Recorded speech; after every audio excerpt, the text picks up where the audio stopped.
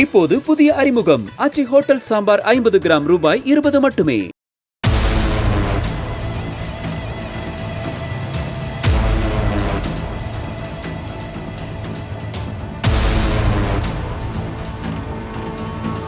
கடந்த 10ஆம் தேதியன்று காலையில் விருதுநகர் மாவட்டம் பாளையம்பட்டி சமுதாய கூடம் அருகே அப்பகுதியினர் அடுக்கி வைத்திருந்த விறகு கட்டைகள் எரிந்து புகை வெளியேறியுள்ளது.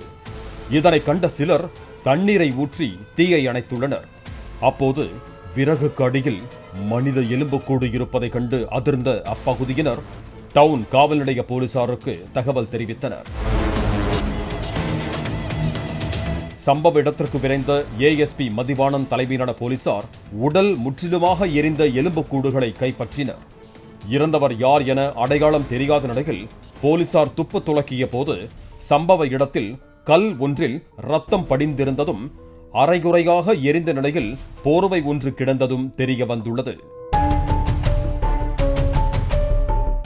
போர்வையை வைத்து அப்பகுதியினரிடம் போலீசார் நடத்திய விசாரணையில் இறந்தது காமாட்சி தெரு பகுதியைச் சேர்ந்த 46 வயது மங்கையன் என்ற கொத்தனார் என்பது தெரிய வந்தது.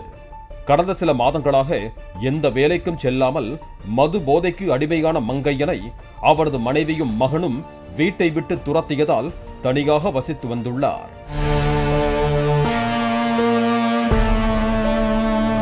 மங்கையன் இரவு நேரங்களில் வடக்கு தெருவில் உள்ள காலி இடத்தில் தூங்குவதை வழக்கமாக கொண்டிருந்ததாக சொல்லப்படுகிறது.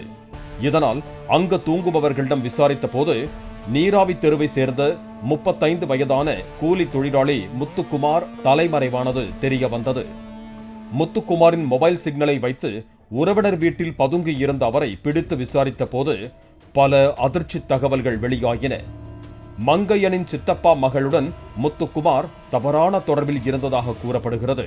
கடந்த 9ஆம் தேதி நள்ளிரவு 12 மணி அளவில் மது போதையில் தூங்கச் சென்ற போது அந்த வழியாக முத்துக்குமாரை வழிமறித்த மங்கையன் தவறான தொடர்பை கைவிடுமாறு கூறி சப்தம் போட்டுள்ளார். இதனால் ஆத்திரமடைந்த முத்துக்குமார் போர்வையால் மங்கையனின் முகத்தை மூடி கத்தியால் குத்தியதாகவும் பின்னர் இரத்த வெள்ளத்தில் துடித்த மங்கையன் மீது கல்லை போட்டு கொலை செய்ததாகவும் முத்துக்குமார் ஒப்புக்கொண்டுள்ளார். உடலை அப்படியே விட்டுவிட்டால் தான் மாட்டிக்கொள்வோம் என நினைத்து 2 மணி நேரமாக அலைந்த முத்துக்குமார் அடுக்கி வைக்கப்பட்ட விறகின் அடியில் மங்கையன் உடலை வைத்து பைக்கில் இருந்த பெட்ரோலை பிடித்து விறகை கொளுத்துவிட்டு தலைமறைவானதாக போலீசார் தெரிவித்தனர். கொலையை ஒப்புக்கொண்ட முத்துக்குமாரை போலீசார் கைது செய்து சிறையில் அடைத்தனர். இப்போது புதிய அறிமுகம் ஆச்சி ஹோட்டல் சாம்பார் 50 கிராம் ரூபாய் 20 மட்டுமே.